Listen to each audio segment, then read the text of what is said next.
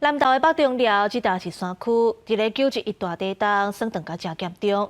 为协助中间的团体进驻，发展偏乡教育，设立册房，互囡仔下课有所在继续学习。这寡囡仔大汉了后，嘛提供新的活力。台语台青春咱的网下暗7点半来看这寡少年辈改变中寮，为家乡创造就业机会。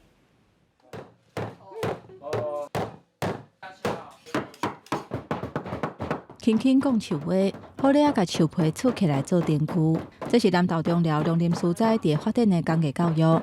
杨柏顺从细汉伫遮大汉，3年前继承因阿公阿嬷从921地当了后，设立的义务教育机构。阶段性任务完成了后，伊甲所在转型，加做在地工艺产业的基地，请学生甲社区的妈妈做伙创造在地经济。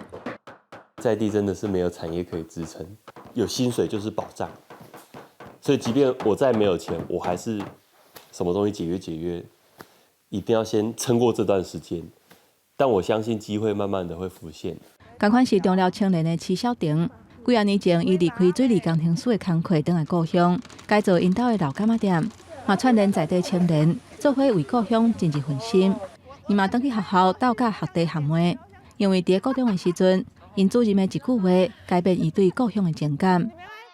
主任都会跟我们讲，其实我们只要有影响到其中的一个人，对他的生命或者是对他的想法做的事情有改变的话，其实我们做这件事情的意义就算是达到了。你是嘛是啦啦队敢是？对啊，你白龙爪来讲。篮球、发球。是坐哪个位置？你简单。虽然回来自己的故乡落地生根是应该的事，可是10年前你不敢想这么远。10年过去啊，你加压落去的这个经济。 伊嘛是飞世界飞去陪咱家己的故乡、家己的土地。